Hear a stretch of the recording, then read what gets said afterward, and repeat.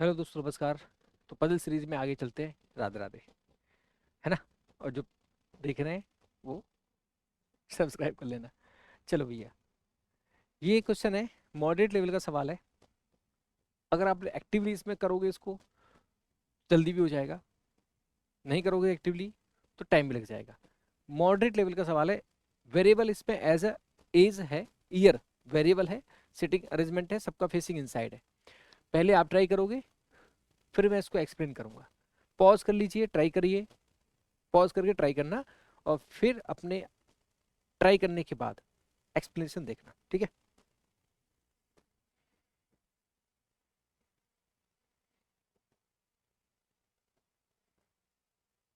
देखो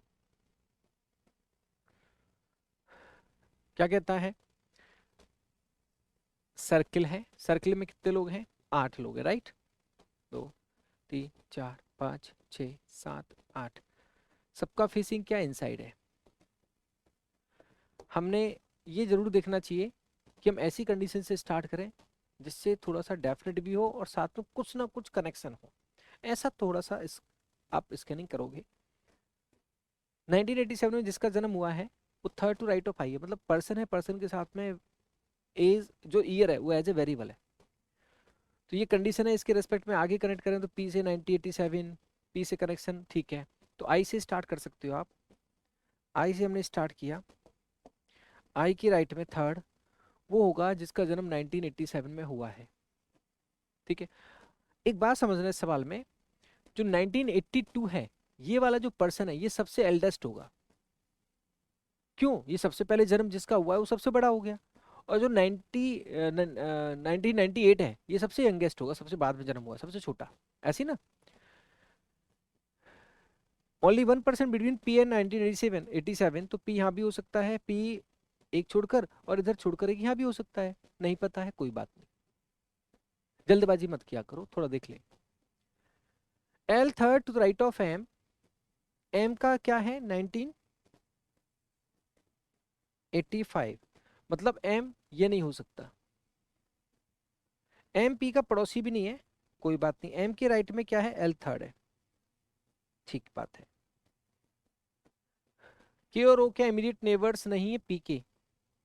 पी के पड़ोसी कौन नहीं है? के भी नहीं है और ओ भी नहीं है। Okay. J immediate left of N and he is second youngest. Second youngest तो यंगेस्ट कौन हो गया? ये। सेकंड यंगेस्ट क्या हो जाएगा? 1996। तो जे यहाँ पे नहीं आएगा। और जे का क्या है? 1996 हो जाएगा second youngest. Immediate left of क्या है? वो एन है, ठीक है। 2% बिटवीन ओ एन के। और के में दो लोग हैं और के जो है 1998, तो के यहाँ भी नहीं आएगा। और के में क्या? दो लोग हैं। एल एल्डेस्ट है, एल्डेस्ट मतलब क्या हो गया? सबसे बड़ा, 1982। तो एल भी नहीं आएगा यहाँ पे। एल का क्या है? 1982।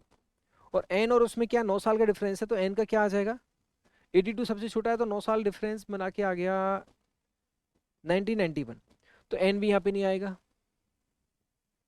ठीक बात है मेरे भाई। अच्छा, 1987 में पी में 1% था तो पी भी यहाँ पे नहीं आएगा। 1 2 3 4 5 6 आई यहाँ पे आएगा नहीं। क्वेश्चन खत्म। ये मतलब पॉसिबिलिटी का बड़ा केस खत्म। आप जब कर रहे हो, आपने ट्राई किया होगा तो आपने देखा होगा कि आप कैसे कैसे फंसे थे, मतलब क्या क्या चीजें मिल रही हैं, आपका रिदम कैसा बना। 1 2 3 4 5 6 7 लोग यहाँ पे आएंगे नहीं, पी यहाँ पे आएगा नहीं। तो यहाँ पे बच्चा ओ। ओ बचा। और के में दो लोग हैं, कनेक्टिविटी बन गई आपकी। इधर दो छोड़ के के आएगा नहीं, तो इधर दो छोड़ के के आएगा। और के का आपका दिया है 1998। के हमारे पी का पड़ोसी नहीं है, तो पी यहाँ पे कैंसिल हो गया, पी की पॉसिबिलिटी क्लियर हो गई। पी का पड़ोसी एम नहीं है, एम यहाँ पे आएगा नहीं। एन के लेफ्ट में, इमीडिएट लेफ्ट में जे है, तो एन जे यहाँ पे नहीं आएंगे। यहाँ पे एन और जे नहीं आएंगे, यहीं पे आएंगे। एन के लेफ्ट में क्या है? जे है। जे का है 1996। एम यहाँ पे है नहीं, तो यहाँ पे एम बचा। और यहाँ पे बच्चा आपका जो बच गया, वो कौन बचा मेरे भाई? I J K L M N O P. I J K L बचा। एम का हो चुका है 1985 गिवन था, जे का हो चुका है 1996, एन का 1991, एल का भी तो शायद गिवन था, एल का 1982। ये बचे दो जिसमें आई छोटा है पी से, तो बचे हुए ईयर्स में आई छोटा है पी से।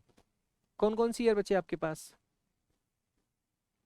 एक तो बचा है 1994, 89 आ गया क्या? नहीं, ये दो बचे हैं।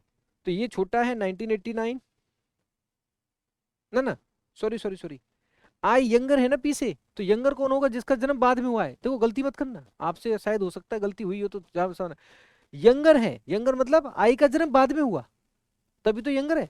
तो आई का जन्म होगा, आई का, आई छोटा है तो आई का जन्म बाद में हुआ, तो 1994 आएगा इसका, और पी का आएगा 1989, ये बड़ा हो जाएगा फिर। आई छोटा है पी से, ये कंडीशन बनेगी। ये आपका सॉल्यूशन है। बहुत अच्छा सवाल है, अगर एक्टिवली किया होगा तो आराम से बन गया होगा।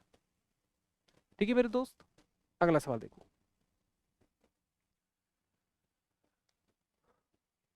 यहाँ पे क्या कहता है, दो पैरेलल रो है, 10 पर्सन को अरेंज करना है, पैरेलल रो दो है, having 6 seats in each row, प्रत्येक सीट में एक विकेंट है, और दोनों सीट जो विकेंट है वो एक्सट्रीमेट पे नहीं है ना, वो एक दूसरे को फेस करती है। ये 5-5 लोग बैठाने हैं। ये क्या है? नॉर्थ फेसिंग है। ये क्या है? साउथ फेसिंग है। पॉज करके एक बार ट्राई करेंगे, फिर सॉल्व करेंगे प्लीज।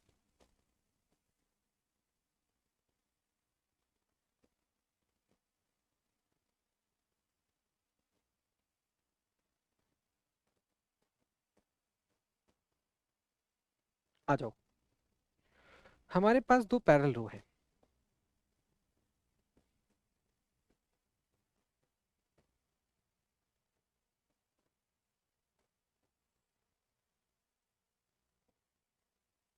ये हमारे पास साउथ फेसिंग राइट से लेफ्ट, ये हमारे पास नॉर्थ फेसिंग लेफ्ट से राइट।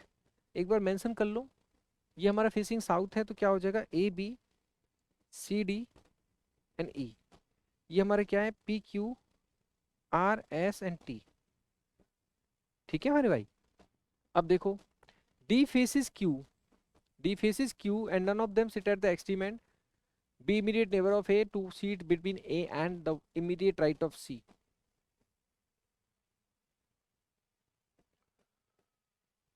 ठीक है, the person who faces T an immediate neighbour of C, C extreme end पे नहीं है, 2% बिटवीन टी एन एस। यहाँ पे कनेक्ट कर सकते हैं 3 seats between T and P, और P one of the extreme end पे है, R sit to the right of T. तो R sit to the right of T, इस बात से हमें ये कनेक्ट हो जाता है कि R sit to the right of T, तो टी तो एक्सट्रीम एंड पे अच्छा है नहीं, कोई बात नहीं, पी हमारा एक्सट्रीम एंड पे है। अब पी एक्सट्रीम एंड पे है तो पी इधर एक्सट्रीम एंड पे होगा या फिर इधर एक्सट्रीम एंड पे होगा, तो अब मैं क्या, एक्सट्रीम एंड पे होगा तो मैं क्या कर सकता हूँ, शुरू करता हूँ। सपोज मैंने पी को लिया, टोटल 6 सीट है ना, 2 3 4 5 6, पी और टी में हमारे 3 सीट है, 1 2 3, तो मैं यहाँ पे टी रख सकता हूँ। ठीक है, और आर से to the right of T, तो फिर यहाँ पे आर आ सकता है। ऐसा करने पर आप देखो, 1 2 3 4 5 6। ठीक है, करने के बाद क्या है, only 2 seat between T and S, T और एस में 2 सीट है, तो 2 सीट छोड़कर यहाँ पे मैं एस रख सकता हूँ, इनमें से एक विकेंट हो जाएगी फिर, कोई बात नहीं। The person who faces T is an immediate neighbour of C, जो टी को फेस करता है वो सी का पड़ोसी है, और सी किनारे पे नहीं है तो सी फिर यहाँ पे हो सकता है। ठीक है, only 2 seats between A and the one who sit immediate right of C, जो सी के इमीडिएट राइट में है, ये सी के इमीडिएट राइट में ये है, उसके और ए के बीच में 2 सीट है, तो इधर तो आएगा नहीं, तो यहाँ पे ए आ सकता है ना। जो ए के, सी के जो इमीडिएट राइट में है उसके और ए के बीच में 2 सीट्स है, B is an immediate neighbour of A, तो यहाँ पे बी आ सकता है। ठीक है, डी फेसिस क्यू, डी क्या है, क्यू को फेस करता है, तो यहाँ पे आपका क्यू आ सकता है, यहाँ पे डी आ सकता है। तो ये आपकी एक वेकेंट सीट हो सकती है और ये वेकेंट सीट हो सकती है, क्योंकि ये तो वेकेंट सीट बनेगी एक्सीमेंट पे, ये वेकेंट सीट हो सकती है। बचेगा यहाँ पे प्लेस, तो उसके लिए मैं ई कर सकता हूँ।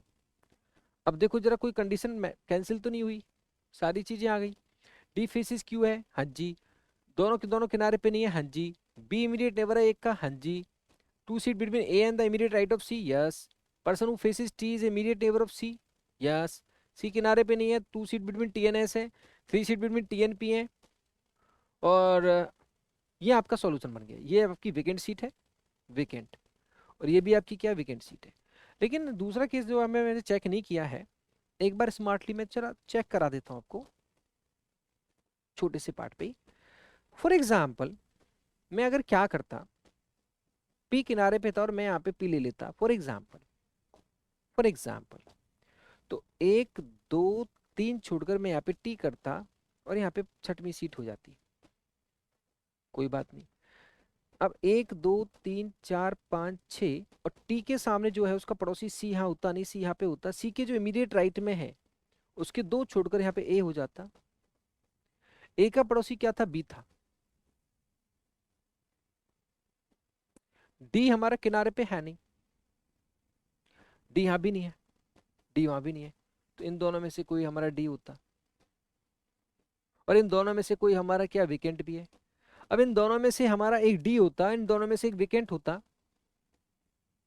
ठीक है, विकेंट किनारे पे नहीं है ना डी, और तो यहाँ पे बी होता, हाँ जी।